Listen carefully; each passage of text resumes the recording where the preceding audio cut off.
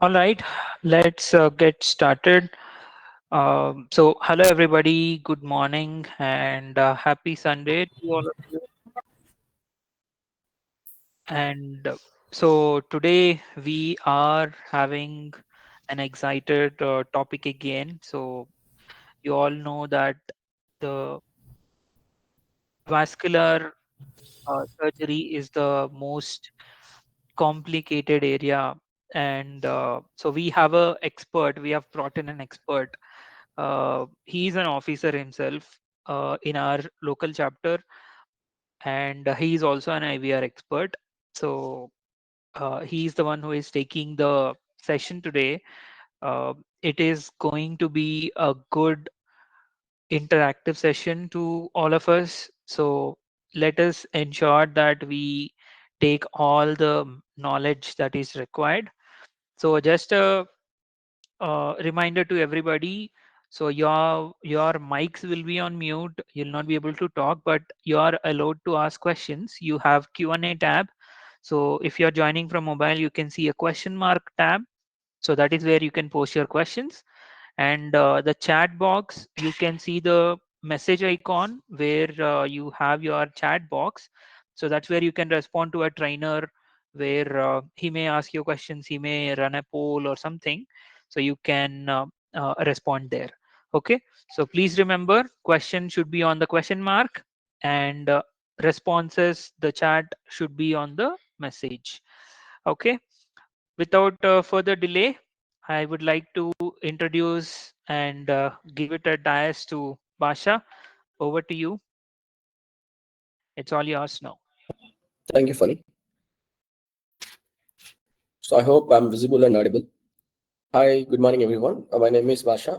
So I'm being in this medical coding field from past 12 years, and I'm working as a Funny mentioned for local chapter officer, and I also working as an associate operation manager for a reputed company in Hyderabad. So let me share my screen before entering into the topic.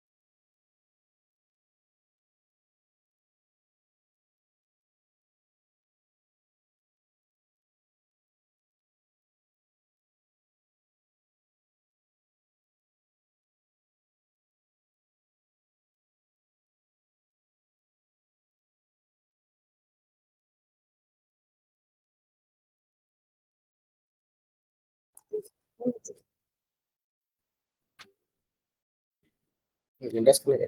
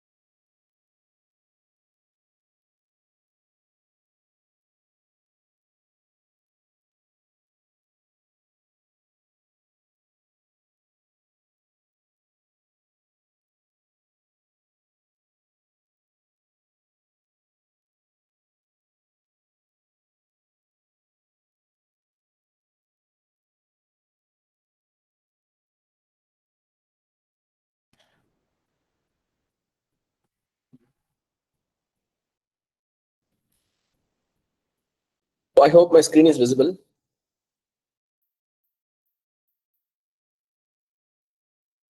is it visible? Yes, Yes, but it is. Okay, so welcome to the AAPC local chapter. The today's topic is into the version and how to crack the difference between selective and non-selective catheterization while coding. So today webinar's agenda and overview, we'll introduce the basics rules of intervention radiology and what are the common catheterization technique, how to differentiate between selective and non-selective for arteries alone, and we'll participate for question and answers. So before entering into the IVR, so we should know the difference between same-day surgery and intervention radiology. So I know everyone, so many of us working for surgery, but still facing the difficulties while picking the IVR chart. That's why that is the reason we mentioned this differentiation between same-day surgery and intervention radiology. While coming to same-day surgery, we do have 1 to 6 series codes. If applicable, we go with some type of 7 series and 9 series based on the documentation. Same-day surgery involves generally traditional operation with anesthesia in a surgical environment.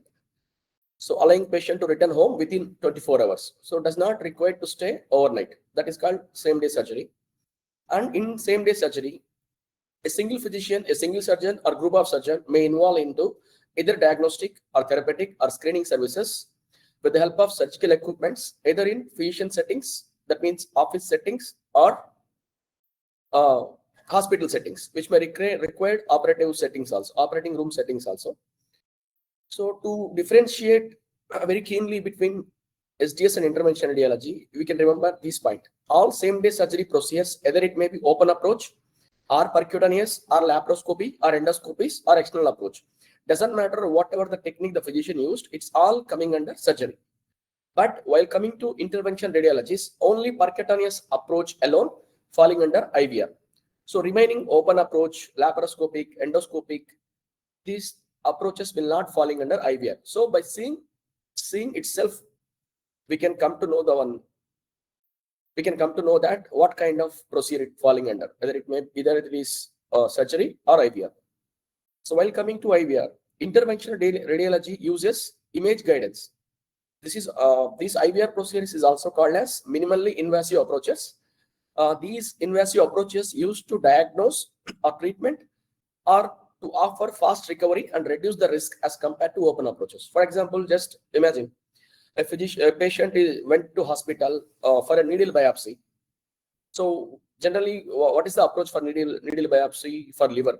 The patient lie down on prone position. He will cut the back of the skin. Then he will open the skin. Then he will reach the liver, and by seeing his naked eye, he will remove the sample from the needle. So this is a very simple biopsy, but the approach is very highly risk. Just imagine if the patient is already having a diabetes, if he has a cut and closed with the suture for a simple procedures, he might be, it will take some time to get healed completely. So to avoid such kind of risks, IVR techniques has introduced. In IVR, by using the imaging guidance or contrast injection, the physician can able to see the picture of liver outside of the monitor, which is, then he will insert the needle through the skin. This needle will reach to the liver lesion. From there, he will take the sample. So these are the major benefits for IVR procedure as compared to same-day surgery. And we always keep a note in our mind regarding IVR. All IVR procedures are percutaneous approaches, usually performs with needles and catheters. So if you see any procedure performed with the help of needle and catheter, just imagine the 80% procedure you will be confirming it is an IVR with the help of imaging guidance like ultrasound, fluoroscopy, CT, or MRI. These are the major imaging guidance generally used for IVR. And the key point to differentiate between SDS and IVR is all IVR procedures are part of surgery, but all surgeries are not part of IVR. So I hope everyone got this point. So IVR, what I mentioned, generally IVR belongs to percutaneous approach only. So all IVR procedures, one of the part of surgery. But surgery means there might be a different approaches, whether it may be open, laparoscopy, endoscopy. That is the reason we mentioned all surgery procedure are not part of IVR. So, well, moving to next slide.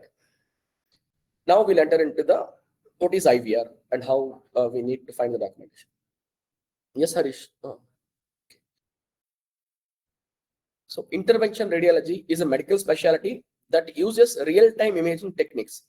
What is meant by real-time imaging? When during the operative period, the surgeon will monitor what's happening inside with the help of needles or catheters, which is connected to the monitor. So intervention radiology is a medical specialty that uses real-time imaging techniques such as X-ray, fluoroscopy, ultrasound, CT, and MRI to perform minimally invasive diagnostic and therapeutic procedures. What is meant by minimally invasive? While performing these procedures, the loss of blood supply is very low. That is the reason we mentioned minimally invasive. So here I have given the definition for minimally invasive surgeries. Minimally invasive surgery is a surgical approach that uses advanced tools and techniques to perform procedures through a small incision rather than large cuts. If physician perform large cuts, it will be falling under open approach. If any incision performed in mm's or 0.5 centimeter and less than 1 centimeter to inserting the catheters or some tubes, then it will be falling under IVR.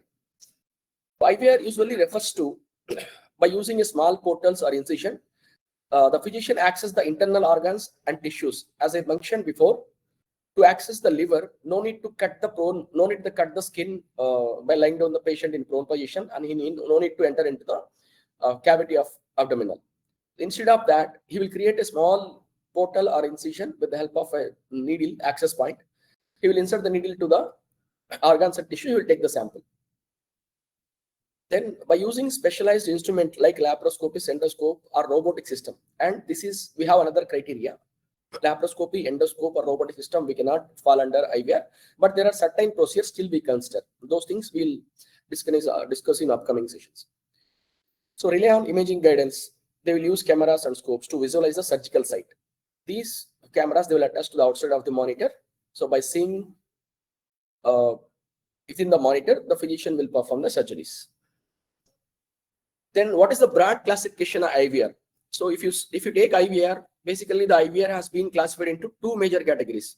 One is vascular, second one is non-vascular. So what is meant by vascular? Vascular IR includes treatments for blood vessels. So what are the common blood vessels do we have in human body? Arteries, veins, and capillaries. If any diagnostic or therapeutic intervention performed within the blood vessels, either it may be artery or vein or capillaries, or to the blood vessels, it should be to the blood vessels or within the blood vessels, then we should consider that procedure is falling under vascular IVR. While coming to non-vascular IVR, apart from the blood vessels, if physician perform any procedure through percutaneous approach or with the help of needle or catheter to the any organ or any cavity in human body, that will falling under non-vascular. The example for vascular, for example, if you see major diagnosis, stenosis, PAD, to treat this stenosis and PAD, the physician might insert stent and do perform angioplasties. So these angioplasties and stent generally are usually performed within the blood vessels to remove the blood clots or stenosis. So this type of procedures considered as a vascular. While coming to non-vascular, as I mentioned earlier, needle biopsies, because biopsy is taking from the organ, liver or some other organs with the help of needle. It's a percutaneous approach and not performing to the blood vessel. So we can consider it as a non-vascular. So drainage abscess outside the vascular system. So vascular means into the blood vessels or to the blood vessels. Non-vascular means beyond the blood vessels. That is a simple thing we need to remember. The clinical examples for vascular, non-vascular. Angiogram. Angiogram means study of blood vessel, either it may be artery or vein. Angioplasty, removal of stenosis. Stent placement, based on the severity of the stenosis, the physician will decide either he should go with angioplasty or stent placement. Then thrombolysis, breakdown of thrombus, blood clot. Embolization, removal of embolus. So these procedures falling under vascular category. While coming to non-vascular, fine needle aspiration, we have 1 series codes and needle biopsies, tube placements. For example, you can say nephrotomy tube placement. These also falling under non-vascular. And tumor ablations. If patient is having any tumor on the skin level, it doesn't mean that always the physician choose the excision method. So based on the patient conditions and the risk factors, he might choose the different methods like ablations. By applying the external force, radio frequency ablations or other things, he'll remove the tumor. So those kind of procedures also falling under non-vascular. Moving to the next slide. So here I have a small poll, how to differentiate between the vascular and non-vascular. The question is, the physician perform catheterization injection procedure for antegrade nephrostogram and ureterogram. Complete diagnostic procedures including imaging guidance and all associated radiological S&I. What type of procedure it is? Vascular IR or non-vascular IR? Or this can be considered both vascular and non-vascular, or none of the above? So you can type your answer in comment box. First, you check the approach before selecting the option, what type of approach it is. After that, you will do classify based on either it is done to the blood vessels or not. Then you will get the answer.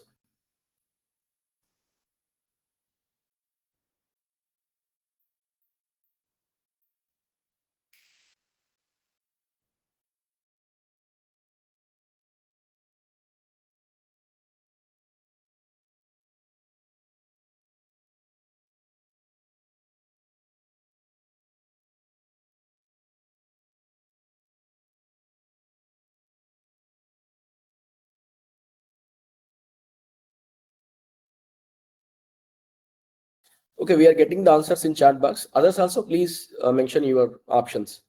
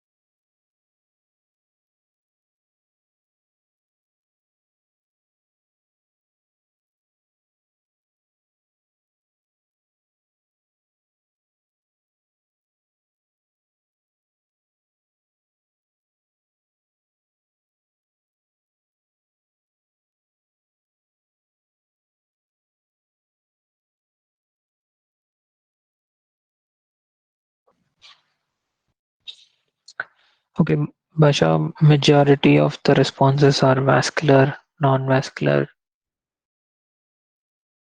non-vascular. Okay, fine. So first we need to understand the question. It's a basic level question for IVR. A physician perform catheterization.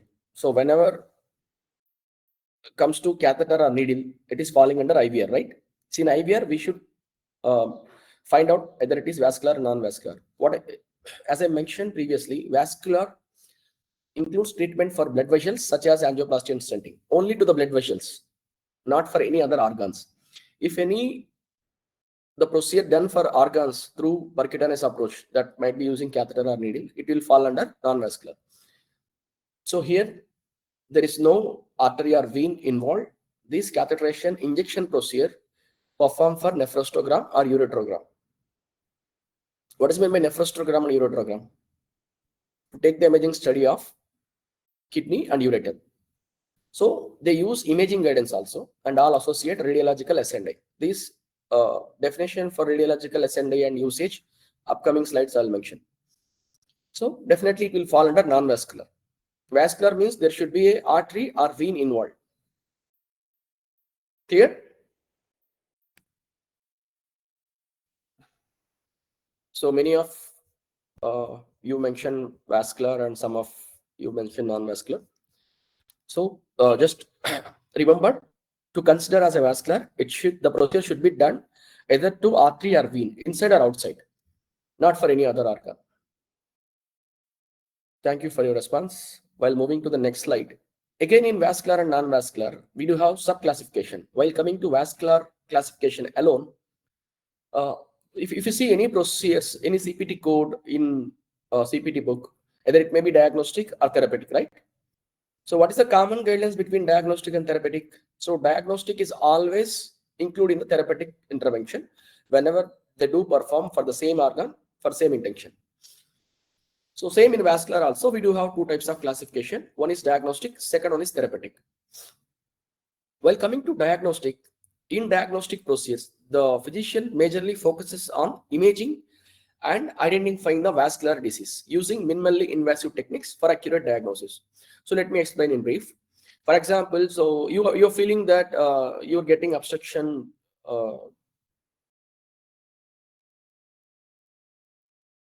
you're getting some fluctuations in heart. So what physician will do first? He will try to find out what is the reason behind to get the fluctuation in the heart. Is there any blood supply properly happening to the blood through coronary arteries or not? In order to find out the condition, initially he will insert a small catheter with the help of a small portal into the aorta. From there, he will go to the any one of the arteries. So there he will take the images. He will take the images and identify the exact reason. So they will not treat here. Just they will try to find out the cause for the your abnormality. So these kind of procedures falling under diagnostics. For example, angiographies and catheter placement to find out the pressure in left ventricles. These kind of procedures. Okay, after finding the abnormality in the blood vessels, what they will do? They should plan for a treatment, either immediately or planned. So these therapeutic involves procedures like angioplasty or embolization to treat or manage various vascular conditions using imaging guidance. To find out the condition, the category is falling under diagnostic. To treat the found condition is falling under therapeutic.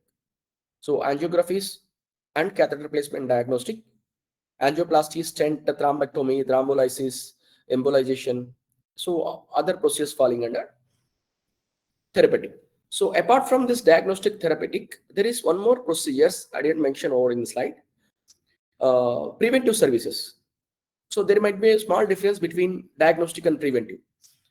Preventive service means to avoid future abnormalities, the physician will do something else before that.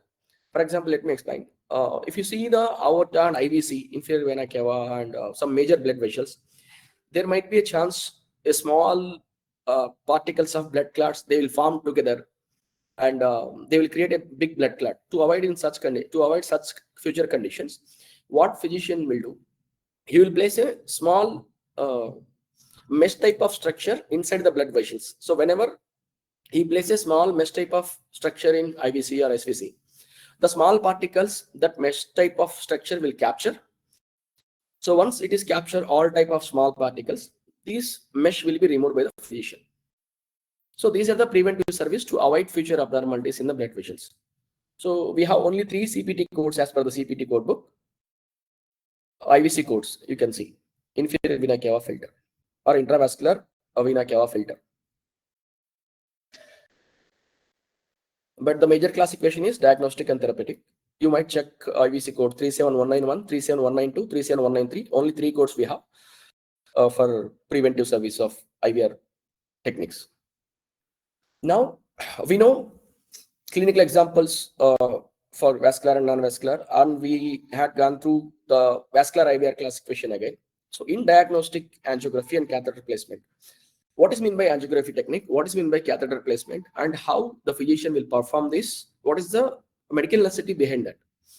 Well, coming to angiography technique, angio means we know blood vessels, whether it may be artery or vein. Angiography visualizes blood vessels by injecting contrast dye, helping identify vascular conditions and imaging treatments. It doesn't mean that always the physician places a catheter for angiography. It depends. So angiography majorly performed through injecting the contrast dye and sometimes with the help of catheters also. So while coming to catheter placement, this catheter is a thin tube like structure. One side is having camera. So what the camera side will be inserted through the vessels with the help of a small incision, or sometimes through catheter they will inject the contrast dye to get images or visualize inside the blood vessels. So angiography techniques used only for diagnostic purpose, the majority of angiography techniques. But catheter placement can be used for both diagnostic and therapeutic purpose. Then what is the clinical importance for these angiography and catheter placement? These procedures are very essential for detecting the vascular blockages, planning treatments, and guiding cardiovascular interventions.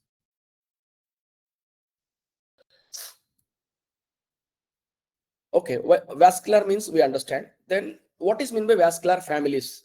Generally in CPT code book, where you can see the vascular families, tables and structures and images, you can quickly drop your answer in chat box.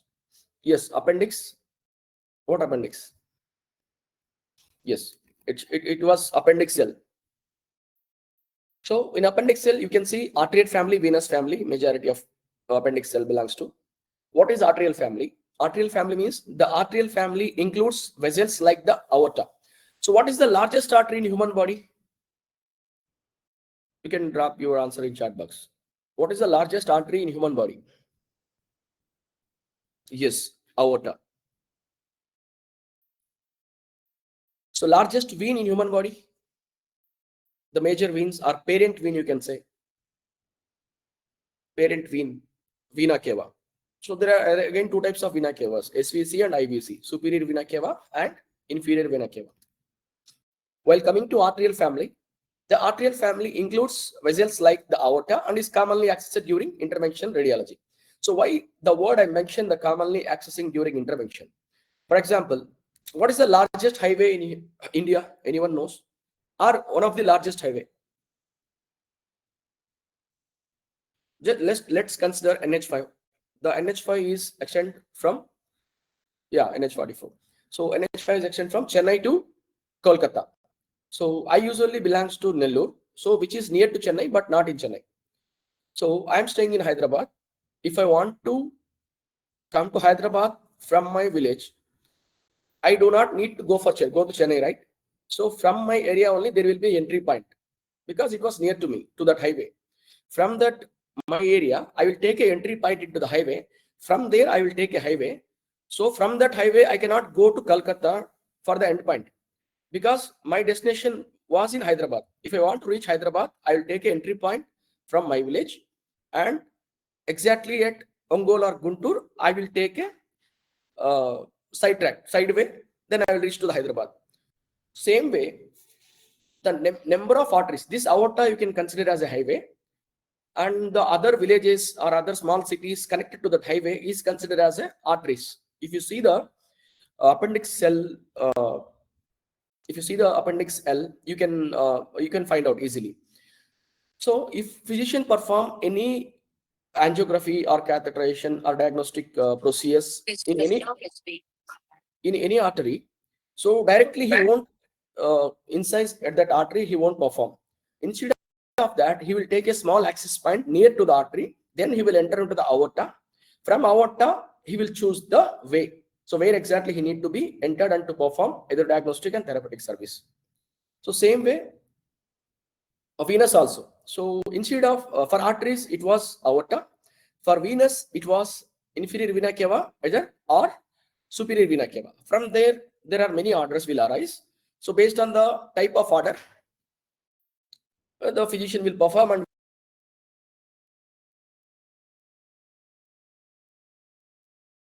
select the codes. So those codes and guidelines will be discussed in upcoming slides.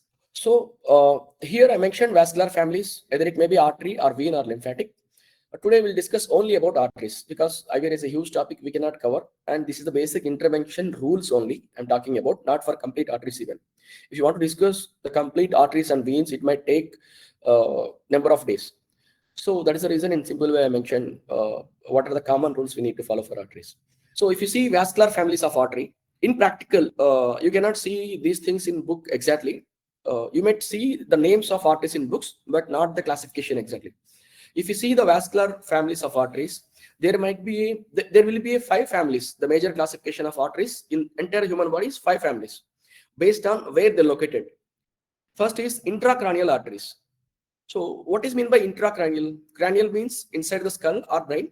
Intra means inside. So intracranial arteries, generally arteries carries what kind of blood?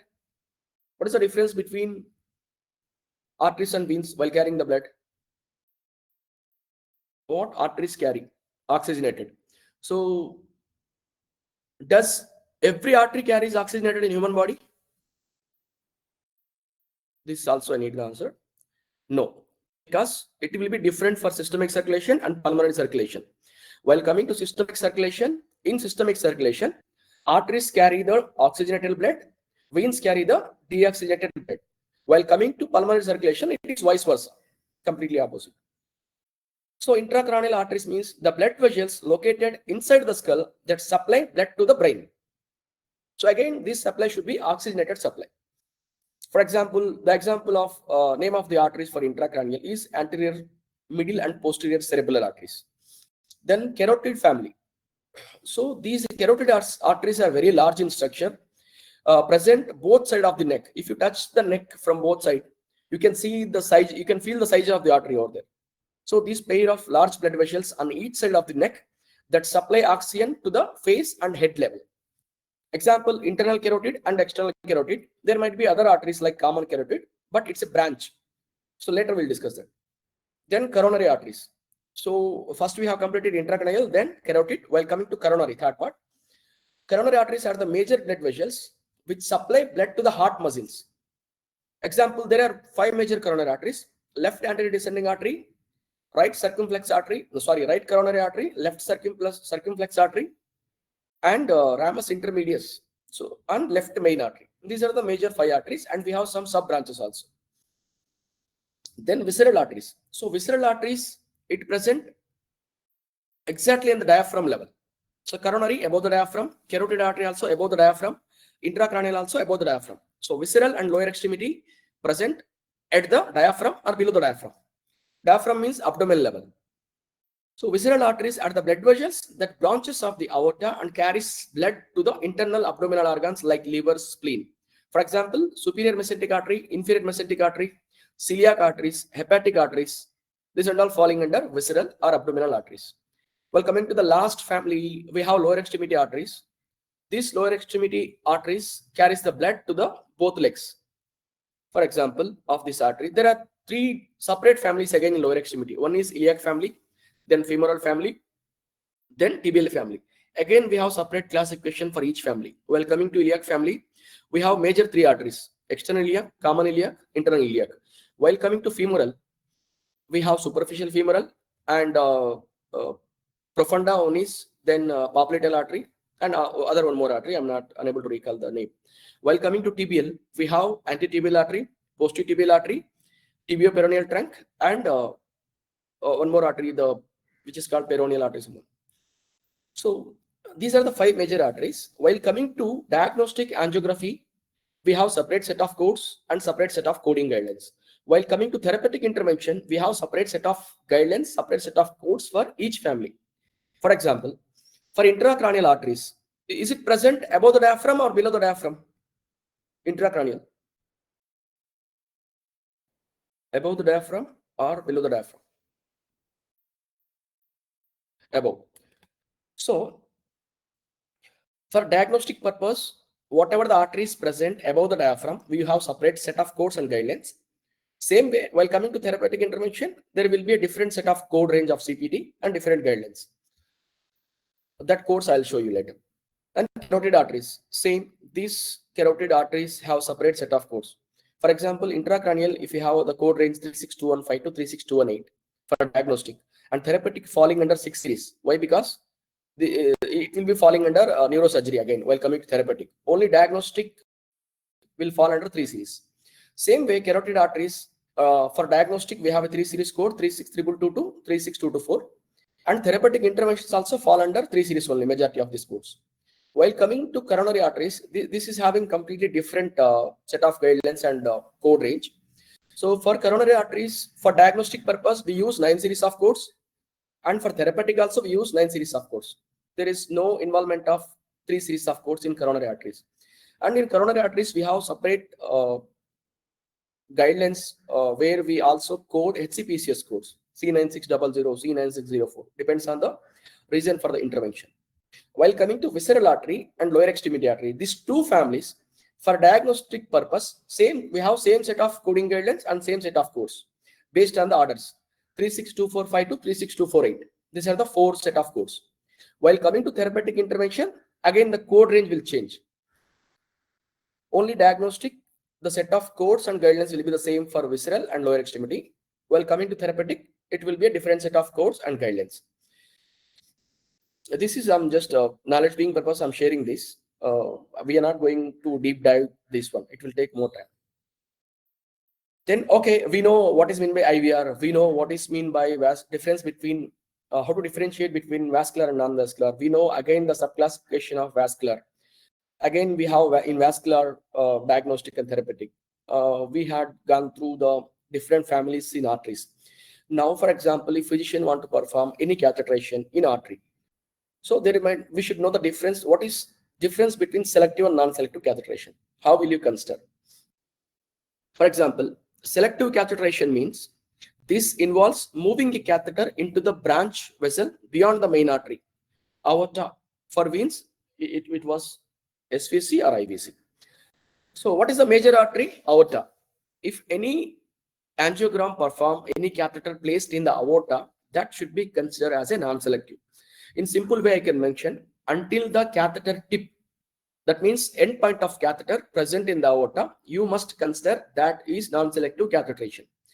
Once it crosses the aorta into selective orders, it may be superior mesenteric artery, it may be inferior mesenteric, it may be celiac or hepatic, any other artery, or lower extremity arteries, iliac family, you should consider it as a selective. For arteries, same way for veins, until the catheter tip, endpoint of catheter present in SVC or IVC, that means superior vena cava and inferior vena cava, you must consider that is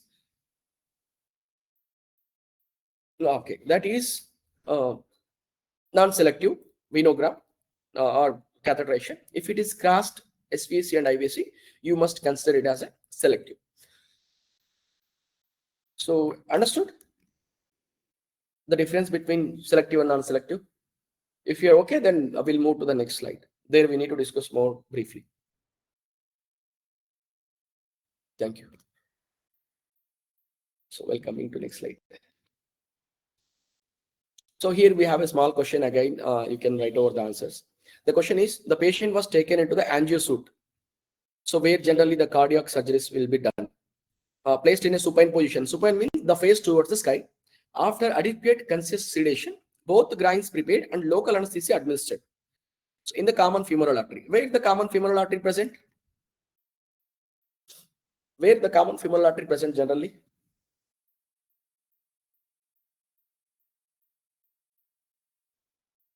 Where?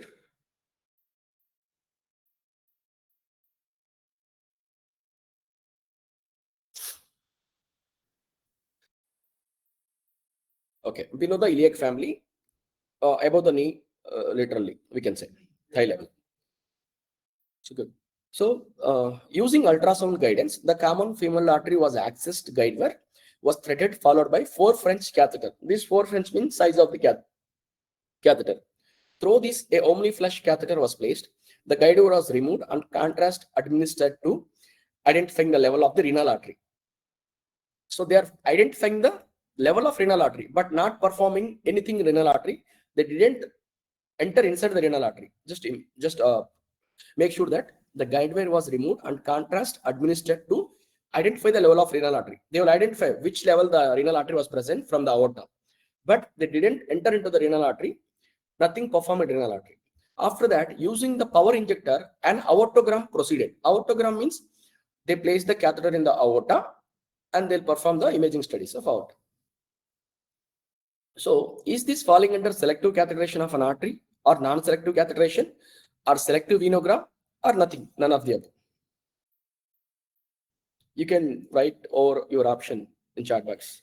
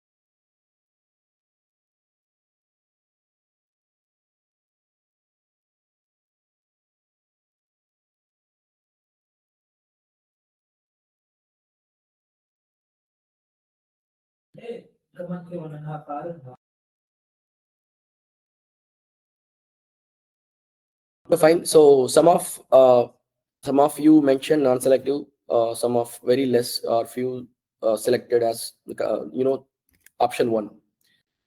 So here, what is the difference between selective and non-selective? As I mentioned, selective means involves moving the catheter into a branch of vessels beyond the main artery aorta. It should cross the aorta. Non-selective means the catheter should be present in aorta. So here only aortogram perform, right? So no branch of aorta will be undergone for angiogram or catheterization. Only aorta they have done. The end point of catheter they placed in the aorta itself, not beyond any aorta. So the option is second, non-selective catheterization. As I mentioned, so that is the reason two times I mentioned this word, this sentence. The guide wire was removed and contrast administered to identify the level of the renal artery. They didn't enter into the renal artery. From the aorta only they identify which level the renal artery was present. Then finally they perform in aorta, because that means the catheter tip or endpoint of catheter was in aorta only. It not crossed beyond that. So the option is non-selective. So I hope everyone get the answer, right? Clear? Any doubt in this?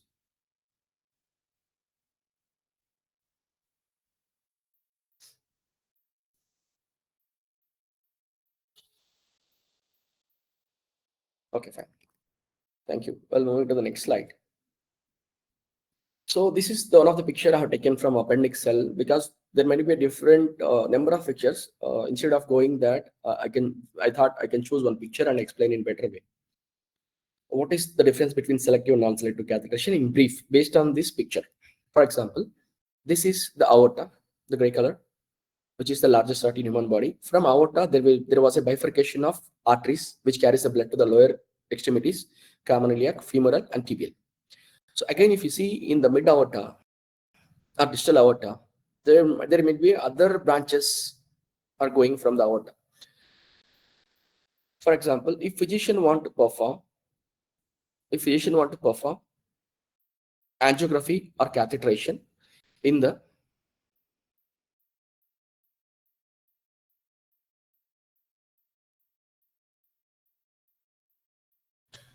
one of the arterial, superior mesenteric artery.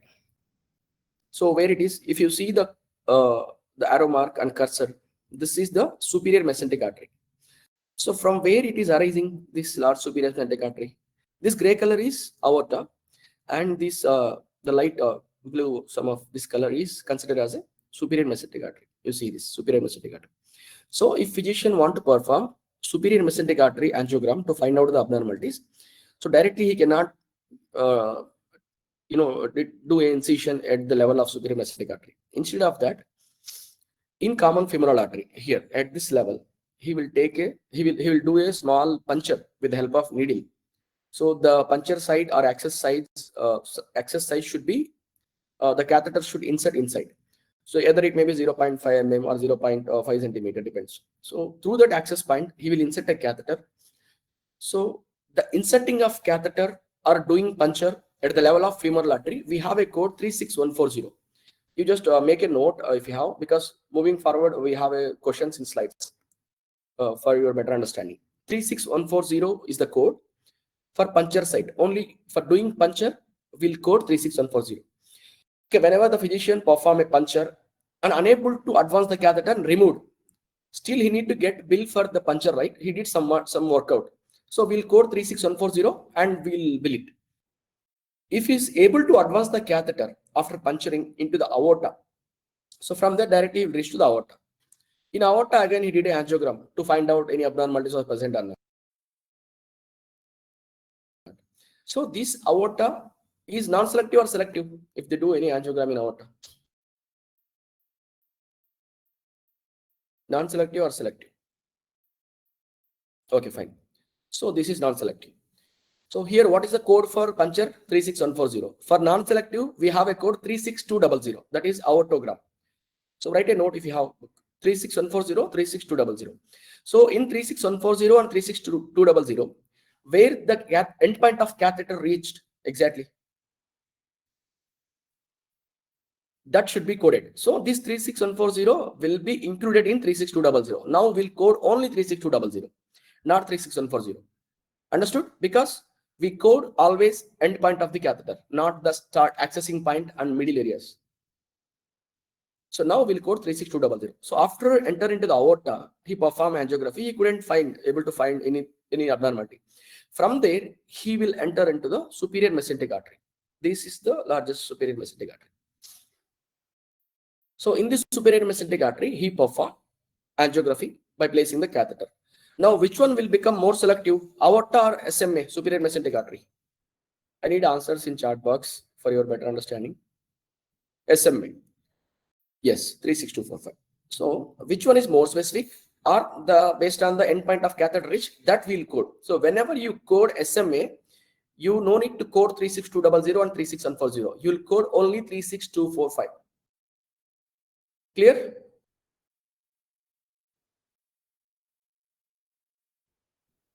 So, the basic intervention rule is always code endpoint of catheter. Got it. So in SMA also he is unable to find anything. So what is the artery immediately arise from SMA? This is SMA. There is another artery arising from SMA. See here, jejunal branches. So this is a sub branch of SMA. So if physician either he might find or not abnormalities, after SMA he will advance the catheter into the branch of SMA again. So till that the catheter was reached till this area. So will you code 36245 or the jejunal branch code 36246 now? Yes, 36246. Yes, 36246. Sorry.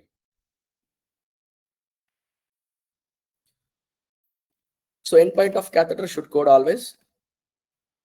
So this is the basic intervention rule. So while coming to the definition, non-selective catheterization keeps the catheter within the aorta.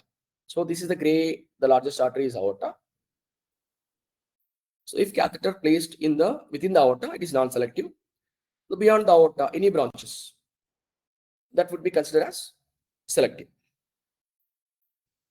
Then, as I mentioned, all these vascular families, either it may be arteries or veins, we can find in Appendix L as per CPT book. So what is mean by Appendix L? Appendix L is the vascular family section in the CPT book, which uses tree-like model to help coders determine the correct code for selective catheter placement procedures in the vascular system. It categorizes arterial or venous branches into the different orders like first, second, third, and beyond the third order. So if you see this slide, we have different orders based on the origin of that artery from where it is arised. We have different classification: first order, second order, third order, fourth order. That we can see in upcoming slides.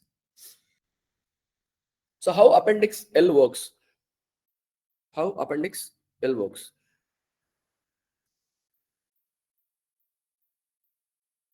So this is abdominal aorta, main branch. While coming to vascular families, blood vessels are grouped into families such as aorta and its branches. This is aorta. These are the branches of aorta. These are the sub-branches of these particular arteries. So non-selective means the catheter present in aorta is called as a non-selective. First order means whatever the arteries arise directly from the aorta is considered as a first order. For example, if you see inferior phrenic artery or celiac artery or middle suprarenal artery, superior mesenteric artery, renal artery, testicular ovarian arteries, lumbar arteries, inferior mesenteric arteries, middle sacral arteries, all these arteries directly arise from the aorta. That is the reason these arteries always considered as a first order. If any artery arises directly from the first order, not from the aorta, for example, there are three arteries: left gastric, splenic, and common hepatic. These three arteries arise from the celiac. So celiac is a first order family. These three arteries arise from the first order. So these three arteries considered as second order arteries. To consider as a third order, it should be arise from the second order. For example, if you see celiac is a first order from abdominal aorta, then splenic, gastric, common hepatic will be considered as a second order. Esophageal is considered as a third order, arise from gastric, because gastric is the second order. So whatever the arteries arise directly from the third order, these considered as a beyond the third order. We cannot say fourth order. It's beyond the third order. Sorry. So understood how we need to select the orders: first order, second order, third order, based on this origin. Okay, fine.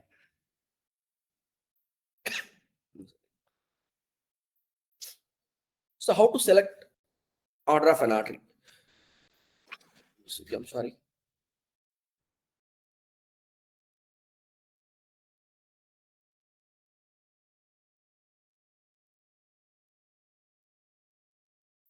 So here you can see the clear picture.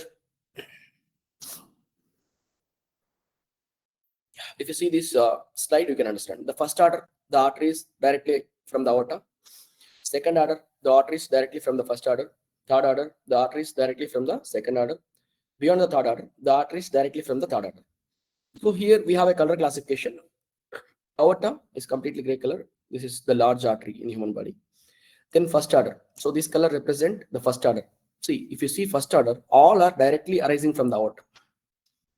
Then second order. So whatever the arteries arise from the first order. See, this is aorta, non-selective. This is first order, and arising from first order are considered as a second order. Then the red color will represent the third order. Aorta, first order, then third order, then red color is third order. So beyond the third order, there might be different arteries. So while coming to code range, you can see the codes also over here. This codes classification again depends on the location of the arteries. If you see, this is a diaphragm, this is aorta, this is diaphragm, right? Below the diaphragm, we have separate set of codes. Above the diaphragm, we have separate set of codes. So we can see the code range over here.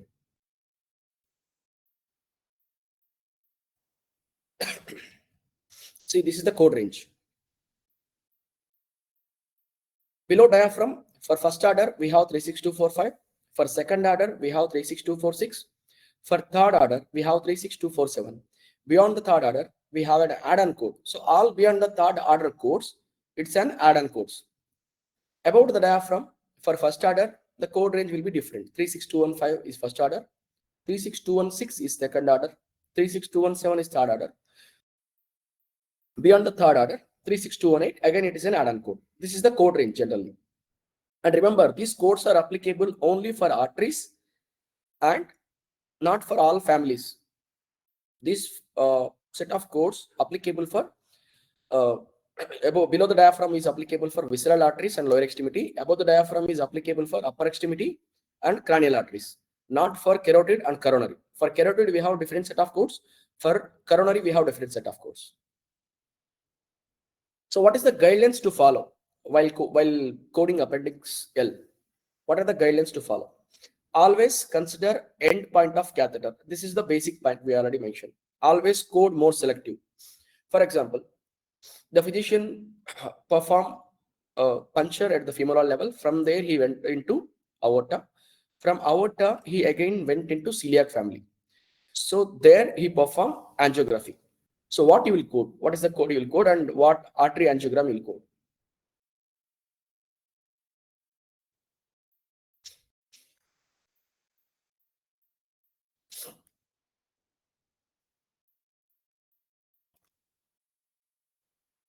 Access point is femoral artery puncture. After that, advance the catheter into the aorta. From there, advance the catheter into the celiac artery. There he performed angiography.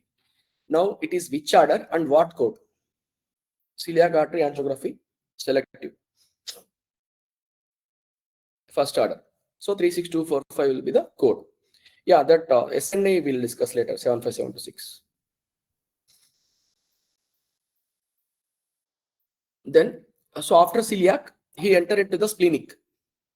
The endpoint of catheter reached into the splenic. Now, which order and what code?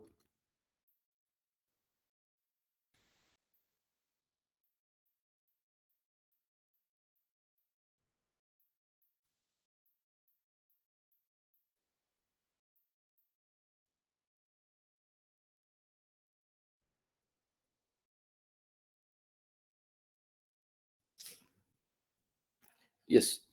So will be considered as a second order for splenic. Now, from splenic to, he went to dorsal pancreatic. and he performed angiograph at the dorsal pancreatic.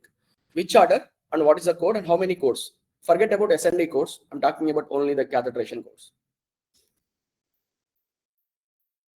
Yes, 36247 third order will go. Now, from dorsal pancreatic, he again went to the transverse pancreatic or inferior pancreatic. So endpoint of catheter is inferior pancreatic. He performed the angiography at this level. So now tell me it is which order and what code we need to go. Inferior pancreatic.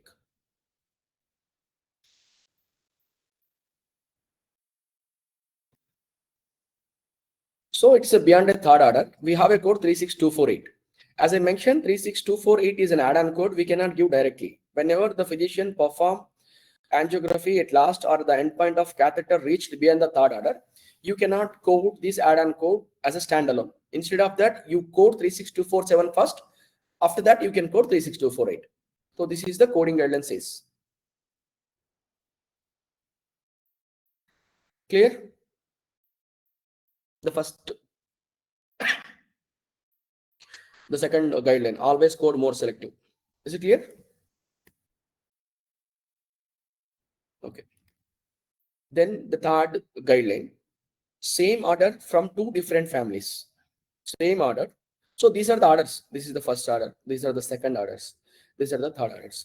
So inferior phrenic is a family. Celiac is a separate family. Superior mesenteric is a separate family. Inferior mesenteric is a separate family. So from celiac family again there might be a 3 arteries. Superior mesenteric there might be a 5 arteries. For from inferior phrenic again 3 arteries. So the third guideline says same order from two different families. Code two primary codes append XS or 59. Let me tell you. Celiac is a separate family and superior mesenteric is a separate family. The physician perform, these both arise from the abdominal aorta. The physician perform a puncture at the femoral level. He entered into the abdominal aorta. From abdominal aorta, he went into the celiac. Okay. There he performed angiography with the help of catheter placement. Again, he performed another angiography in the superior mesenteric artery. So what is the path to enter into the superior mesenteric from celiac? Can he able to enter from celiac to superior mesenteric artery directly? Let me show you the picture.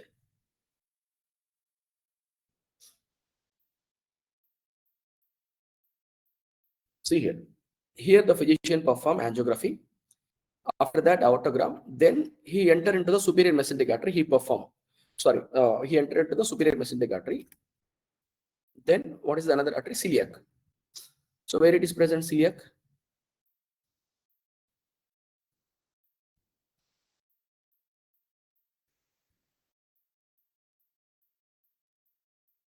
You can consider otherwise inferior mesenteric artery. So after puncture, he advanced the catheter into the aorta. From aorta, he advanced into the superior mesenteric artery. He performed angiography. Then again, based on the documentation, he also performed angiography in inferior mesenteric artery. Can he able to advance the catheter from superior to inferior directly? Yes or no? Based on this picture. To advance a catheter from one artery to another artery, it should be a branch of that artery. If you see from superior mesenteric artery, he can advance into the jejunal branches. He can advance into the another jejunal branch. He can advance into the other arteries which are arised from the SMA.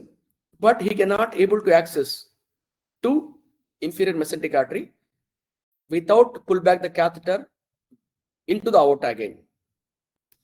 Are you able to understand?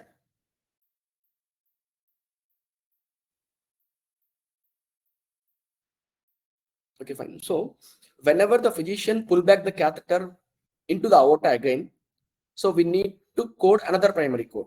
For example, see here, same order, two different families, code two primary codes and append XS modifier. These are the same orders. A physician enter into the aorta. After that, he perform inferior phrenic artery. So from inferior phrenic artery, he can able to access or advance the catheter into the superior suprarenal, that is adrenal artery. But from there, he cannot go to the celiac. If you want to go back to celiac, the only way from anterior phrenic, after performing the angiogram here, he need to pull back the catheter into the aorta. From there again, he need to enter into the celiac. So whenever the catheter pull back into the aorta to perform another artery which belongs to same order, different order, then we need to code two primary codes. So inferior phoenic and celiac. So based on the scenario I mentioned, can we code both over here? Inferior phoenic and celiac in the same chart? Yes, we can code both. So both are which order?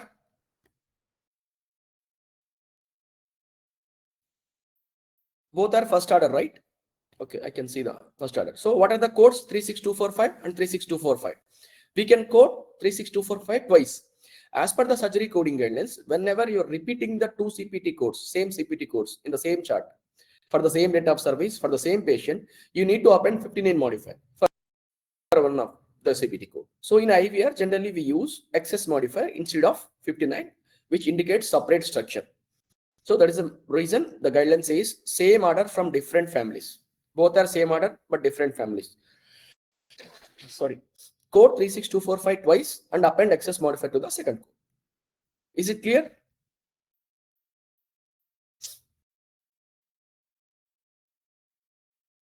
Okay. Then the another guideline. Two different orders from same family, two different orders. For example, code 1 primary. This is a typo mistake. I'm sorry. So same order from same family. This is the third point is same order from two different families. The fourth point is same order and two different families. I'll write over here.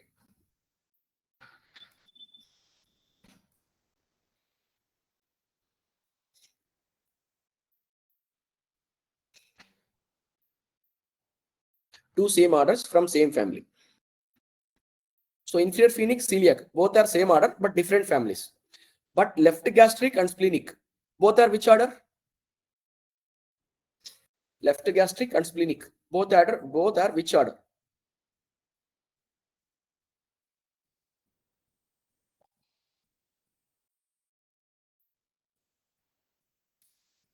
Second order. So arise from the same family or different family? Both arteries arising from the same family or different family? Same family. So that was the guideline says two same orders from same family, code one primary code and one add-on code.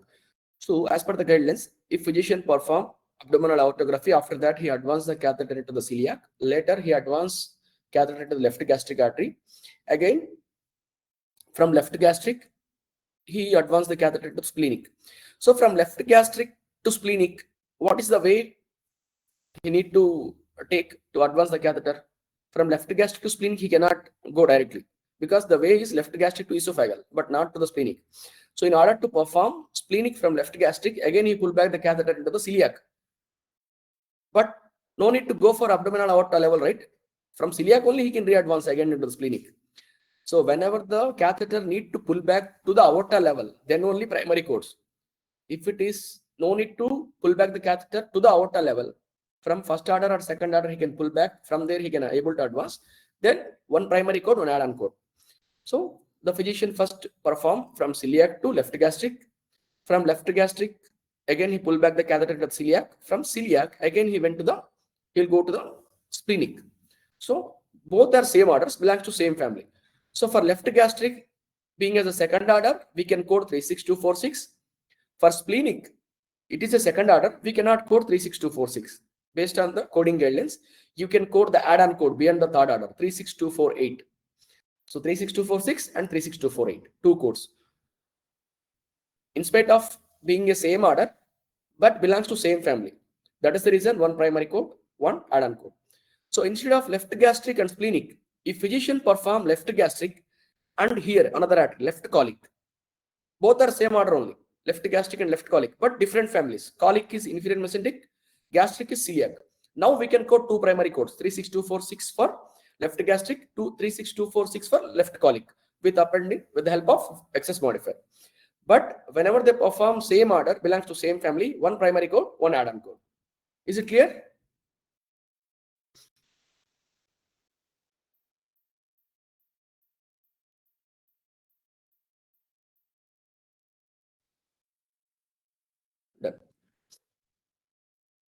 Then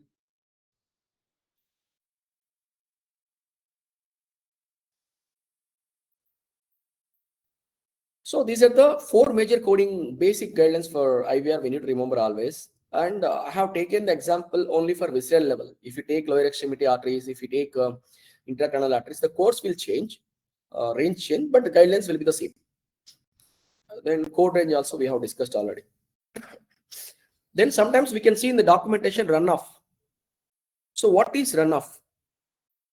Generally, this runoff is belongs to abdominal aorta. So whenever you see abdominal runoff, so this runoff refers to imaging of the entire network of the arteries from the abdominal aorta down through the pelvis and into the arteries of both legs. For example, if physician want to find out the abnormalities in any particular artery, these are the inferior mesenteric artery, right? Complete. So if you want to find any abnormalities in this artery, there is only way he need to enter into the artery with the help of catheter. There he need to perform angiography, right? So this is called as a selective. For example, just imagine you're working as a teacher and you enter into the class. There was 100 people, 100 students in the class. If you want to see the 100 people at a time, you need to enter into the classroom completely. You need to stand in front of them, right? But you can see some of them even you standing at the door. No need to enter inside, right? If you stand at the door, at least you can see some of them. Not 100 exactly, 10 or 20 people also you can see. Same way, if physician want to find out the entire artery abnormality, he need to enter into the artery. He need to advance the catheter inside. That is the only way. But sometimes what he will do, this is aorta. By placing the catheter into the wall of the aorta, but he will not advance the catheter into the artery. Exactly the wall, the door, where the connection between the inferior artery and aorta, there he will stand the catheter. He will make catheter stand. From there, he can see at least some portion, this portion, not entire. So whenever the physician placing the catheter into the aorta, still he can able to find some abnormalities of aorta branches. Generally, these runoff will be performed for lower extremities. So these both lower extremity arteries arise from the aorta. By placing the catheter at the junction where the lower extremity arteries and aorta will meet. So by standing the catheter here itself, he can see some portion of the lower extremities, but not entire. So this is called as an aorta. This is called as a runoff. Without advancing the catheter into the selective arteries, by standing in the aorta itself, he can see some findings. That is called as abdominal runoff. Clear? Any doubts in this?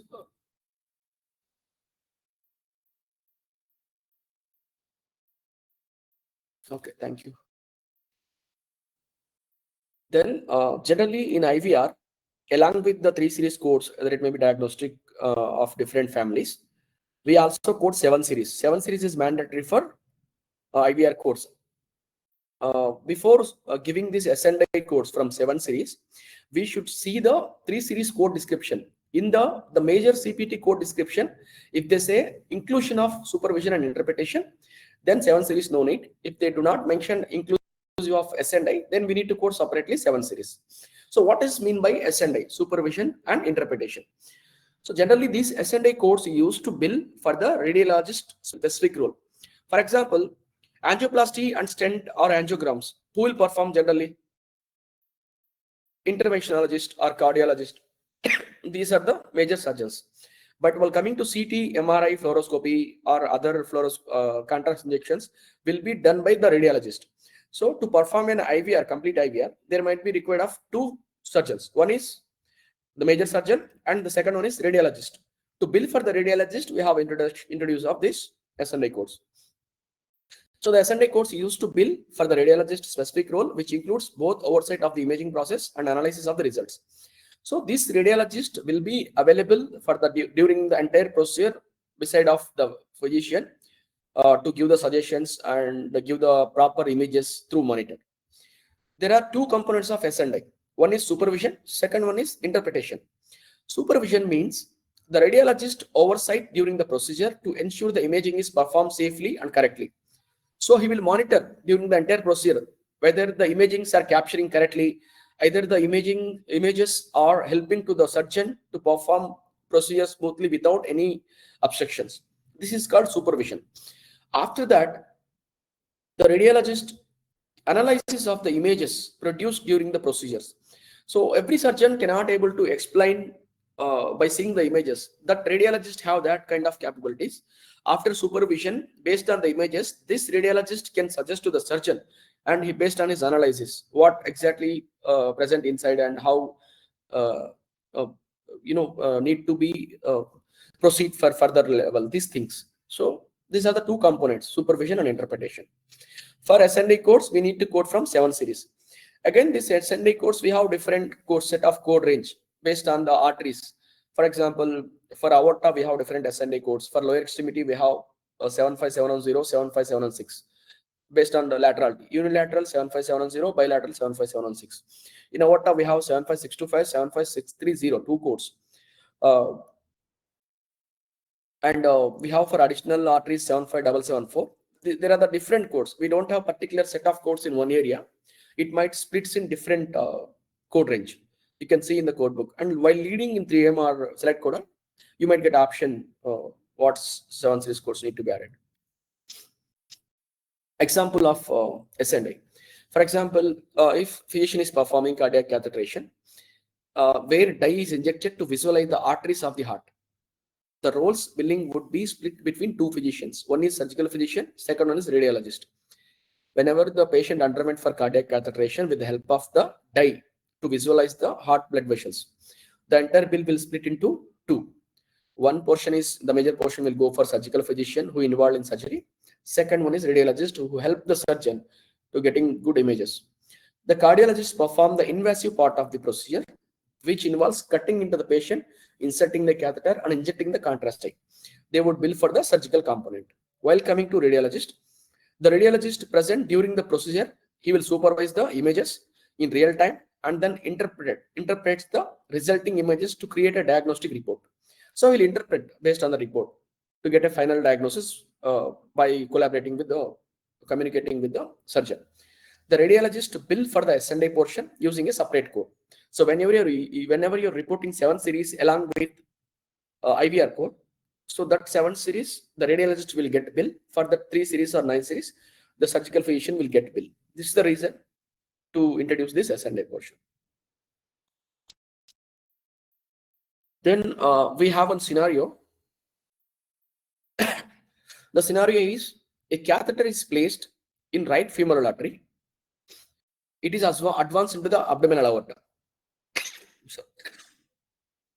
So until it is advanced into the abdominal aorta, it is non-selective. Then contrast injected and imaging of the abdominal aorta is performed. Till now it is non-selective, right?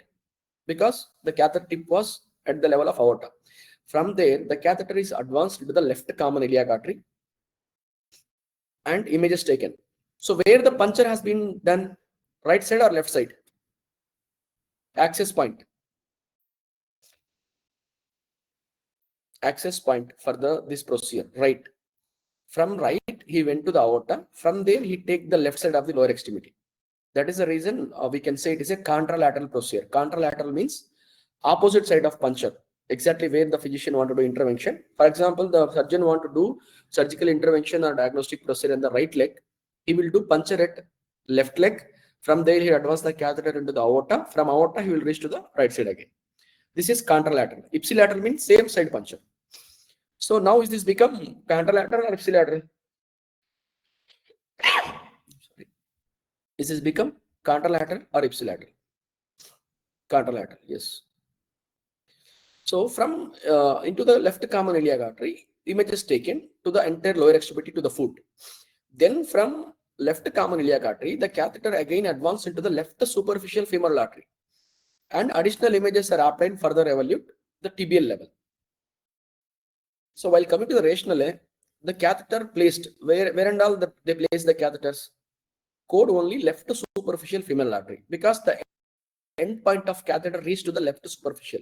From common iliac, the catheter advancement start from femoral artery, puncture site 36140, then abdominal aorta 36200, then left common iliac, selective order. From there, super selective. The final Endpoint of catheter is left superficial femoral artery. So code only left superficial femoral artery. The final placement include lesser first order selection and non-selective. So based on this scenario, where the catheter tip or end place of catheter reached left superficial, the remaining all areas will be included in that. While coding to imaging codes, only catheter advancement of lesser order will include in the super selective order. But images, SNA codes you can code from anywhere. Even you can code SNA code abdominal aorta. You can code unilateral extremity for left common iliac, and for additional artery, superficial femoral artery. So SNA codes we can code for all. Only catheterization codes we need to select more selective. So now, based on this, can you tell me the codes? I will open the picture. If you have written something about this scenario, please check your note. I'll mention the catheter placement first into the aorta, then common iliac artery, then superficial femoral artery. The end point of catheter reached into the superficial femoral artery. So based on that, I'll open the codes range.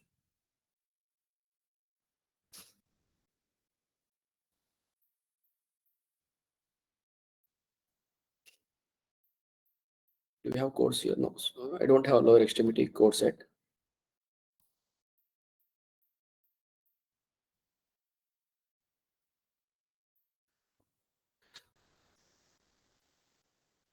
So at least you understood the scenario, right? I'll give the rationale. Yes, 36245 247 75710 75710. Before the 75710, you can add 75625. First aorta, after that 75710, right? So you can add 36247 for superficial femoral, then 75625 for abdominal aortography SNA code, then unilateral 75710, then 75774 is for additional arteries. Yes. So Dilip, I got your Ganashri. Ganashri, we need to add a 75774 also for additional SNA code, additional Basha. So here are the codes: 36247, 75625, 75710 LT, 75774.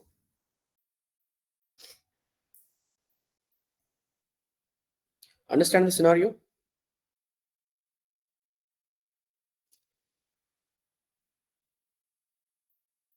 Okay, thank you. Then we have another scenario. A catheter is placed in the right femoral artery, advance to the high abdominal aorta, and an aortogram is performed. The catheter placed in celiac artery. So from aorta, he went advanced to the celiac. With contrast injection and imaging of the celiac distribution, the catheter is advanced to the common hepatic. From celiac to common hepatic. Write a note if you have something. Artery for additional selective imaging. The catheter is withdrawn from the common hepatic artery and placed the splenic artery. So remember the artery's name. First aorta, then celiac, then hepatic, then splenic. So which arteries the catheter has been placed? Why we should code common hepatic and splenic? Let me talk. Here we have a diagram, right? Celiac, then splenic, then common hepatic. So from abdominal aorta to here, we enter into the celiac, from celiac to splenic, from splenic to common hepatic. So splenic and common hepatic both are same order, belongs to same family. As per the fourth guideline, two same orders from the same family, one primary code, one add-on code. So belongs to which order? If you code 36246 as a second order for splenic, for common hepatic, it should be an add-on code 36248. Understand?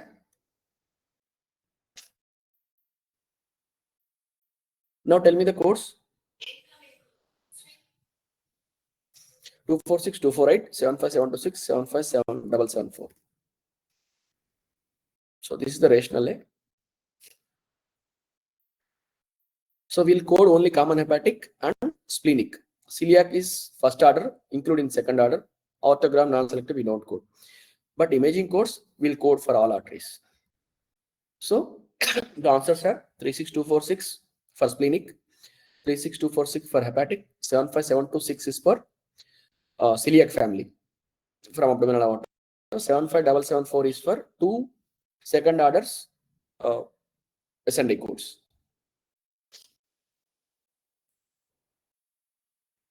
So understand the concept of selective versus non-selective, how to crack based on the documentation. For any artery, codes might be different, but the guidelines are same.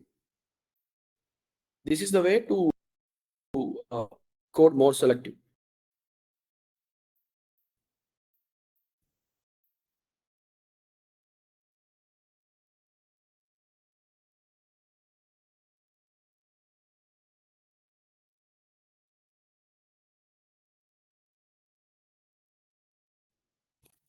So this is the basic rules between selective and non-selective.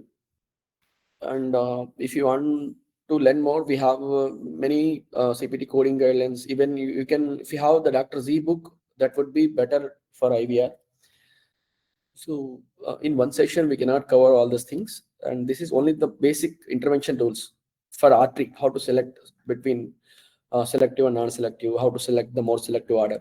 Whenever the different orders involve, how to code, what are the modifiers. So these are the basic things we have underwent. If you want to learn about each topic, it will take the 1 day for each topic. There is a huge, like a ocean IVR. So moving forward, we'll come with different topics. This is not a particular topic, whatever you have discussed. This is the basic intervention rules. What is IVR? People who do not know differentiate between surgery and IVR. What is IVR? What is the classification? What is mean by vascular and non-vascular? Again, what are the subclassification for vascular? What is the difference between selective and non-selective? What are the vascular families as per CPT book? What are the code range? How to follow the Appendix L, the guidelines while coding the selective and non-selective catheterization? These are the things we have covered, basic things. So any questions? Any questions so far? Yeah, SNA codes. Yeah, I can see one comment. Please explain about the ipsilateral approaches also. Okay. So while coming SNI codes, it will take a big session. It cannot be covered within the 2 slides. So that we do plan SNA codes and so ipsilateral. Someone mentioned. Let me talk about the ipsilateral. For example, just consider this is aorta. This is left side of the leg, and this is right side of the leg. If physician want to perform right side of the leg, either a diagnostic study or catheter placement, if they do puncture left side, advance the catheter from left side to the aorta, from aorta he reach to the right side, then it is contralateral, opposite side. If same side you do puncture right side itself, then it is considered as a ipsilateral. So while leading CPT course based on the ipsilateral and contralateral, the course will change, parts will change. That you need to check in 3M. In book, you cannot find those difference. When do we report ultrasound access separately? Generally, for puncture, ultrasound, we do not code separately. During the procedure, if physician taken the help of ultrasound, and if it is not mentioned in the procedure description, inclusive ultrasound, then we need to code separately. Yeah, Dr. Z book we have for IVR. If anyone need, I'll send PPT file. But I don't think so. It is an updated version we do have.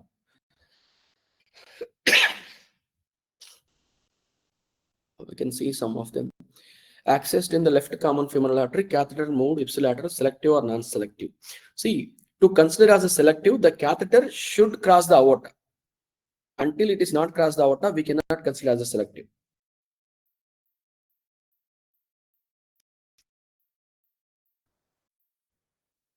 Then, so any other questions? Yeah. Let me take a look.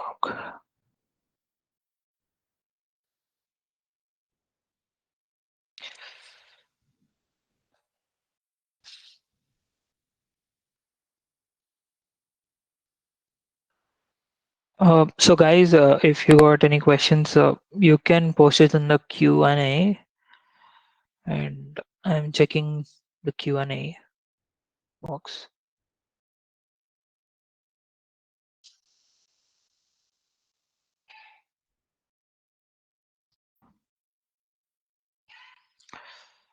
Gopi, it's about Dr. Z book. So it is not something that can be shared. It should be purchased.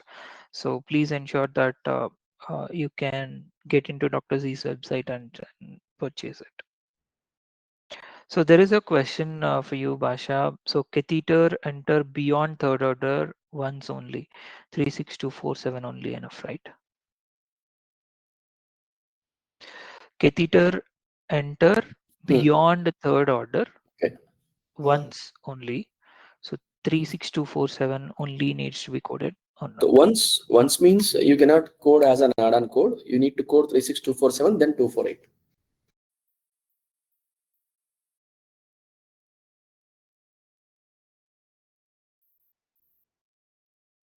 So yeah, for the ones who are asking about the presentation, we will upload our presentation in our LinkedIn, and we will also post uh, the details in our WhatsApp channel. So I'm dropping the link of WhatsApp channel in the chat box. So you can follow the channel for quick updates. You'll just have to be on unmute so that you can get into it. And the recorded sessions will be uploaded in our YouTube channel. So you can go through it for the knowledge purpose, but you'll not get any CEUs. But you have attended this session. If you have attended this session, you will definitely get CEUs. So you just need to stay till end for the whole duration. Okay, so we have good time, everybody. Please post your questions again. So, but I got a question on the Q&A. What is antegrade and retrograde? If you can explain. Yeah, sure.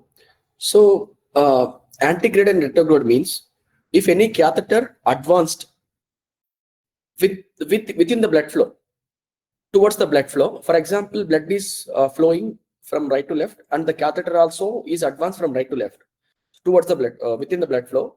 Then it is considered as a antegrade. Retrograde means it is opposite side of the blood flow, and these criteria is applicable for only arteries. While coming to veins, it is vice versa.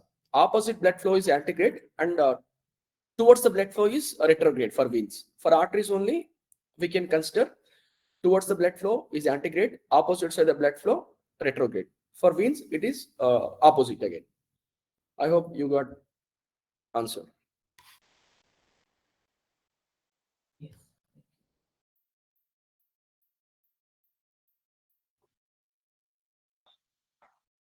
So if puncture is done from left CFA and catheterization done on left AT, how we will code? I didn't see the question. From left side. It's in Q&A. Okay, I'm checking. If puncture done is from left CFA and catheter done on left AT, how will code? So see, until the catheter will not cross the aorta, we cannot consider as a selective, but still based on the orders only we'll code this AT codes. So you need to check in vascular family which order it is, then you can go with that order.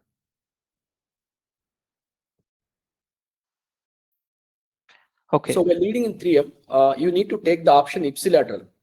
So whenever click on that option ipsilateral, there will be a showing the level. If you instead of ipsilateral, if you take contralateral while leading the code, the CPT code will be different. Okay. So there is one question. Can you provide an example for abdominal aorta runoff? Yeah, same way. So here only I have given the example. If physician want to find the findings, these lower extremity levels. So what is the way he need to advance the catheter into the entire extremity? He will find, but without inserting or advancing the catheter by placing the catheter at the wall of the aorta and the junction between where the lower extremity arises from the aorta in this area, exact this point bifurcation. By standing placing the catheter, at least he can see iliac level. So he will find some abnormalities in iliac level, but the catheter not advance into the iliac. So by placing the catheter at abdominal aorta, if physician finds some selective arteries findings, then it will be considered as abdominal runoff. Clear? So Yeah. during an angiogram, a physician selectively catheterizes the right renal artery and injects contract. So here, good question. For renal artery, we do have separate set of codes. We do not follow the 36245 We have 36251, 36252, 36253, 36254. For major renal artery, unilateral 36251. For branches of major renal artery, 36252, bilateral. So same way, the code range I will tell you: 36251, 36252, 36253, and 36254. These are the four codes generally we use for renal artery angiographies. The same codes we use for lower extremity and abdominal will not applicable for renal. For renal, we do have separate codes.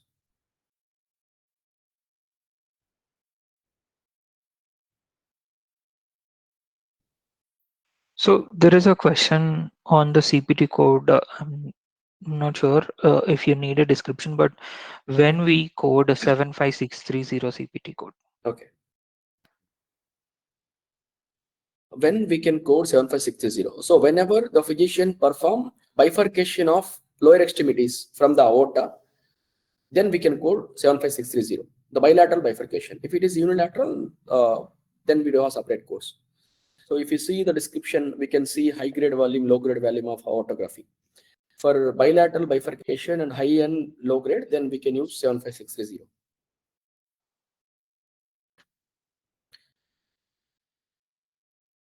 Yes, why we use 75774 instead of 75726? See, 75726 is for major blood vessels. For additional blood vessels, we have an add-on code. So for more selective arteries, if physician perform number of branches, then we can go with the add-on code 75774.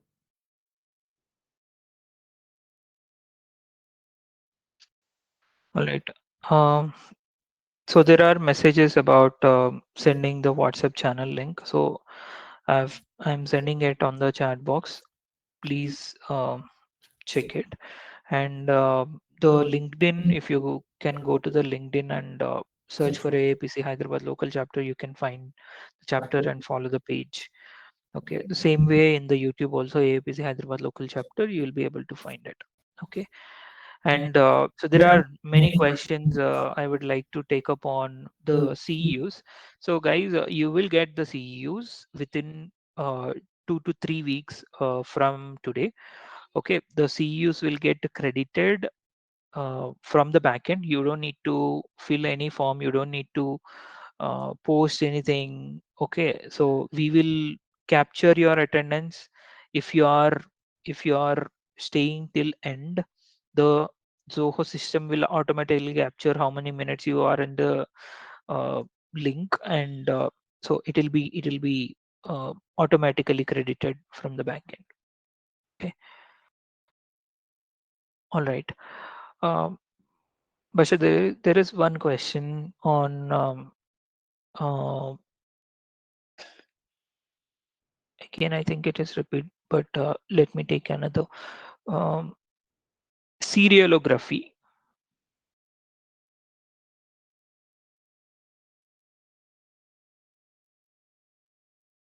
So what is this serialography? Please explain.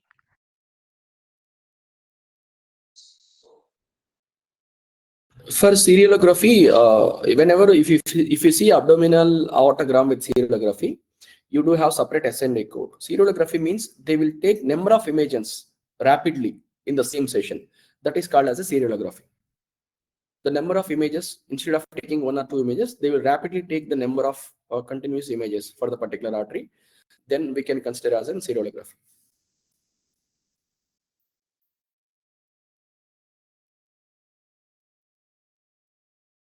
You can say the series of radiography images, number of series. Thank you, Basha. So there is one question: selective catheterization of gastroduodenal artery and middle hepatic artery. We can code here 36247 and 36248 or only 36247. Okay, so what are the arteries he mentioned? Gastroduodenal and middle hepatic. Yes. So we need to see the where the gastroduodenal is there. So here the gastroduodenal. Another one is middle hepatic, right? Right. So where it is present, middle hepatic, the common hepatic. Uh, yes, middle hepatic. So if you see gastroduodenal, the middle hepatic is not a branch of gastroduodenal. It's a branch of proper hepatic. So you can code gastroduodenal 36247, and you can code 36247 and 248 for middle hepatic, because both are origin is different.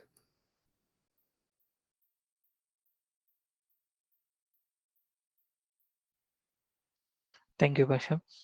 So there is a question again. When we take Okay. extracranial carotid circulation and when we take intracranial carotid circulation and carotid artery catheterization. Yeah. For example, if you take carotid circulation, there are major three carotid arteries.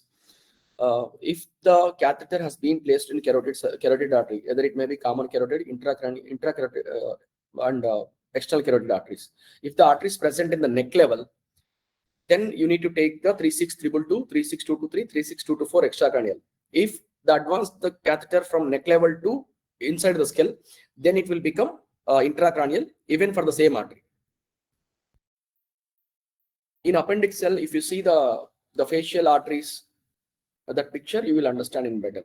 Same arteries, but based on the level the catheter reached in the artery, we need to differentiate. For example, if the carotid artery present in the neck level, from here he'll take angiography and catheter.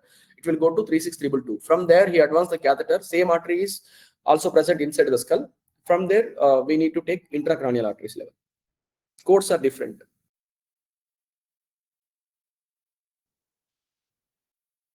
All right. Thank you, Basha. So there is a question on the chat. Hmm. It's related to tunnel and non-tunnel. The difference between So tunnel and tunnel non-tunnel. means generally these tunnels we can see vascular port placements. Tunnel means whenever they are placing a port, they'll create a tunnel their way to secure that port without getting infection by touching the other organs. They'll create a tunnel through that area only. They will place a port. If there is no need to create a tunnel based on the physician choice, then we have a separate set of codes for non-tunnel. 36556 is the non-tunnel codes. 36558 will go for a tunnel codes. Tunnel with port, again we have a code 3656. Tunnel means creating a channel exact the way from where the port need to be inserted. That's it. Okay, so everybody, you don't need to drop your AAPC details in the chat box. This is the breach for privacy. People will take out your email IDs, people will access your member IDs. It is not advised to drop your details. We are not asking for these. I don't know why you are all dropping. This is not needed. Please do not drop your details in the chat box. Okay. And the second thing is the CEUs for the previous sessions were already credited for everybody who is eligible for the attendance. Okay, so if you did not get um, the CEUs added, then you might not state the required at least like till the end, so that might be the issue. And there are some um, members are reporting a situation where we have added attendance but it is not showing in their CU tracker. Such issues were already escalated to backend team in the AAPC. They are working on it, so you don't need to worry. If you have stayed for the 90% of the time in the session, you will definitely get the CEUs. So if you are not able to see it in your CU tracker, don't worry. We have already escalated this to AAPC backend team. And one more question that I would like to take up is, yes, if you got disconnected and joined again, no need to worry. So the total duration that you are there. So let's say you have been in the call for 10 minutes and you got disconnected for 5 minutes and you joined back and again 20 minutes. So 10 plus 20, 30 minutes will be calculated by the software directly. So you don't need to worry about it. Okay. All right. I'm just running through the chats for any other questions. So guys, please take this opportunity and ask your questions. It is very, very important to get use of this opportunity. So Basha, I see a question. Is there any way to differentiate with the port or without port. And if you want to stop sharing screen, you can. Okay. Okay.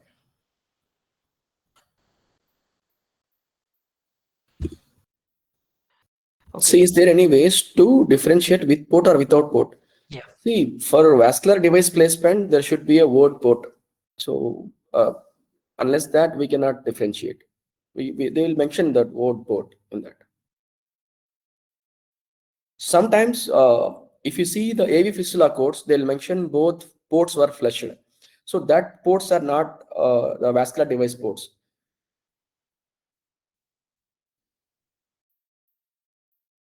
So generally, there is one keyword I can say to consider port. If they want to place the port with tunnel only, they can place. So without tunnel, there is no port placement will happen.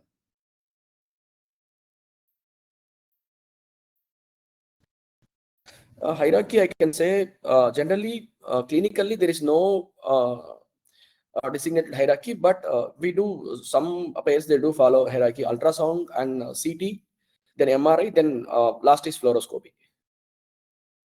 And sometimes in IVR, if they mention X-ray, then also we can consider it as a fluoroscopy.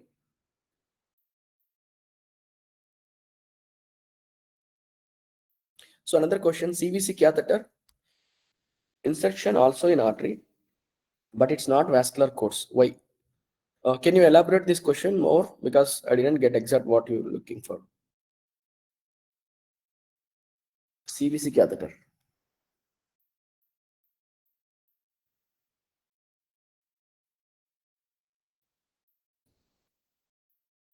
Okay, got it. So you mean to ask that even the central venous catheter they place in the veins or blood vessels, why it is not considered as a undervascular? So here they'll mention they will send this CVC catheter into the vein for access, not to treat that vein actually, for infusion therapy, to treat the cancers, other things like for chemotherapy infusion and infusion drug therapy they will place.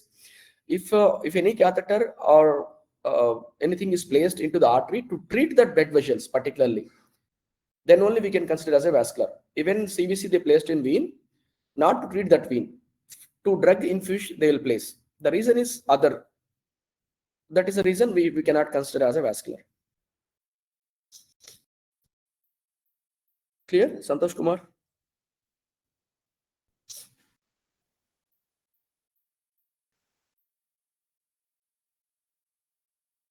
Attendance calculation, it's depends on the time you are present in Yeah, this webinar. I We'll answered take it. it.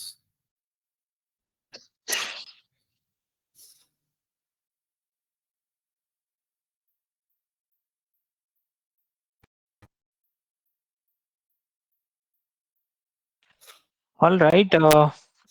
I think Here, one more question, Fanny, I would like to take up. sure. When we need to code 75625 and 75630 by Monica. So, Monica, whenever the physician perform only abdominal aortogram, the images taken only from aorta, then 75625. Apart from the aorta, if they're taking images by bifurcating from iliofemoral level with the help of runoff, iliofemoral, along with aorta, if they're taken images from iliofemoral level, then 75630 would be appropriate code. I hope you got the answer.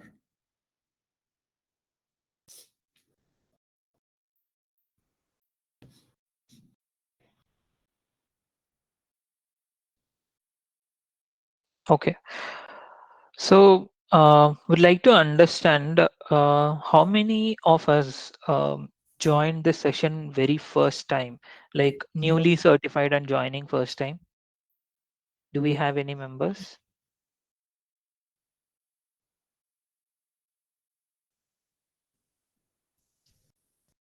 Oh wow, we have a lot many. Me, yes, are coming.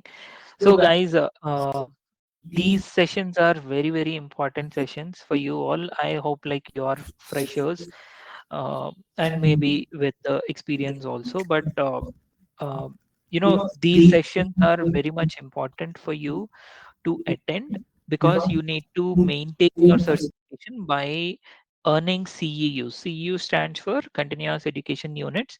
You need to earn it by attending these sessions, and you will gain knowledge from these sessions. Whatever the knowledge gaps that you have, you can cover them, and you can join any of the sessions at any point whenever it is happening. You will get an email that it triggered from AAPC, and even like you can get it from the social media groups, AAPC channels, and everywhere. So please ensure that you join these sessions and get the utmost knowledge that is needed for you guys. Okay.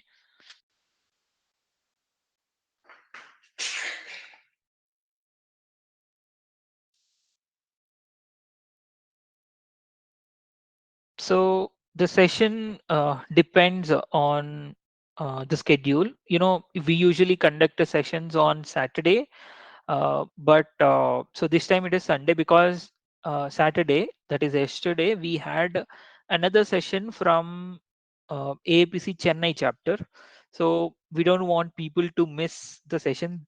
So we see the trend, like there are lot many members from Chennai are attending our sessions, and a lot many members from other chapters also, and even Hyderabad members also will be attending Chennai chapters events. So what we plan is like we will, if there is a session happened with the Chennai chapter or other chapters on Saturday, we are adjusting it to Sunday, so that all the members will get a chance to attend all the sessions.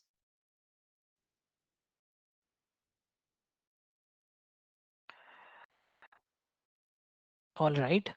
So I think um, we are coming to an end. So if there are any questions or anything, you can reach out to us, or you can even email to Basha, or you can even reach out to him on the LinkedIn and all. Okay. So first of all, as a closing comments, I would like to thank you so much, each and everyone, for joining us today. And so that was indeed an insightful deep dive into the world of interventional radiology. And I'm sure many of us finally feel more confident about selective versus non-selective catheterization coding. So a huge thanks to our speaker, Sheikh Mahaboob Basha, for breaking down such complex topic in such a clear, engaging way. So we all can give our applause reaction to Basha, so that uh, we are uh, like exhibiting our solidarity and appreciation to him for taking his time and explaining it. So also a quick shout out to all our attendees. Thank you for spending your Sunday morning with ABC Hyderabad local chapter. You know, your participation and enthusiasm is what keeping our community alive and growing. And one more thing I wanted to mention. So we are very much close to 10,000 followers in our WhatsApp channel. So if you didn't follow the WhatsApp channel yet, so please do follow. Uh, yeah, so it's a movement, right? Uh, it's a movement for celebration as well, right? And also, before we close, a quick and important reminder is, do not share your CEUs with others. The CEUs are specific to you. Once you attend uh, the session, you will get the CEUs. Okay, so you cannot share it, you cannot borrow it from somebody. And we see a lot of communications going on in the social media. People will share the CEUs, people will share the PPTs or PDFs or those kind of things. So do not encourage those. CEUs may be taking from the knowledge tests, so you can easily take it. Just go through, your membership. So the AAPC membership that you pay, $222 plus GST. That is for the support that you are getting from AAPC, and also there is a good magazine every month that is being spent. Okay, so this membership will give you access to the magazine where you can learn hundreds of different things. If you read that magazine, you'll get a knowledge. And also there is another point is, from that knowledge you can easily write the exam and gain the CEU point on your own. You don't need to ask somebody, you don't need to beg for the CEUs to somebody. Okay, everybody, please note this point. You need to do it on your own. That's what the gaining knowledge means. Okay, so you are paying $200+ for the membership, for gaining knowledge, and that knowledge comes through this magazine. And you're like, you're not even like reading it. So go through it. So it is very, very important document. Please go through it, you'll gain so much of knowledge. Okay, and also there is any practice that you are observing related to the CEUs, payment for the CEUs, you don't need to pay. Okay, you don't need to do anything. Okay, so you can do it on your own. You can attend the local chapters and everything. Okay, so with that, I am done from my end. I would like to ask our chapter members, officers, maybe Harish or Srinivas, if you would like to add few pointers from your end, you're welcome. The mic is open for you. Sure. Thanks, Funny. Thanks for, uh, thanks for addressing some of the common concerns that we are seeing in the market. Again, just wanted to add on what Funny was mentioning. So the practices that are being followed to get the CEUs. So there are so many advertisements about, or there are so many posts in the groups about, okay, so you pay me this much, we'll give you the CEUs, or we pay this much, we'll give you the CEUs, and also all those are illegal. Okay, and always earn your CEUs through proper channels. Okay, or by attending these sessions. Okay, by going through the AAPC cutting edge magazine. Okay, so there are certain legal ways, or there are certain proper ways where you should always earn your CEUs. So please don't fall behind some false promises. Don't waste your money. And if if there is any evidence that has been that has been shown, like, okay, someone is earning CEUs uh, with some illegal practices, or with non with non-compliant practices, so the AAPC would also go to an extent to cancel your credential. Okay. So whether it is a certification exam, or after the exam, the earning the CEUs, AAPC is very strict in monitoring these practices. Okay. So don't pay anything. This is not only for you guys. If there is anyone from your friends who wanted to take a certification, so after the certification, earning the CEUs and all, so make it very clear to them, as well as to yourself, like, you should not be paying anyone to the exam. Don't pay, don't fall into a trap of, okay, you paying someone exam and someone is helping you in the exams. Nothing. So all has to be earned by you, even the CEU part. Okay, so there are many practices that are going in the market.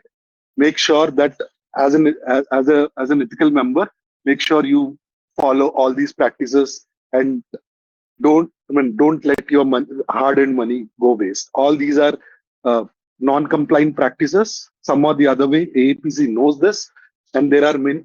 Historically, there are many cases where the members' credentials, the membership, everything got cancelled because of following these non-compliant practices. Okay, so please make sure that you understand this. There are many legal ways. There are many compliant ways to earn CEUs. So you can either attend any of the chapter meetings. So every year you would have at least 9 to 10 chapter meetings that happens from Hyderabad, from other chapters like Chennai, Bangalore, etc., etc. Attending these meetings and completing your monthly magazines will be more than enough for you to get your CEUs. Okay, so please make sure that you understand this. Always follow the compliant way of getting your CEUs or even the certification exams. Okay, so I mean, like, we talk this every time, but we wanted to reiterate, even for the people who are coming new, or even for the people who have your friends who are about to take the certifications, etc., etc. So please make sure that you uh, create yourself an ethical ambassador for AAPC. Okay, so yeah, thanks for netting. That's all I have. Thanks, Harish. Thanks for calling that out. Yeah, so that's all we have on this Sunday, everybody. Let's keep learning, sharing, and growing together as coders. Have a great day ahead, and see you in our next chapter meeting in upcoming 2 weeks. So we'll be sharing all the details in our LinkedIn and also in all our social media channels. Thank you all for joining. Bye bye.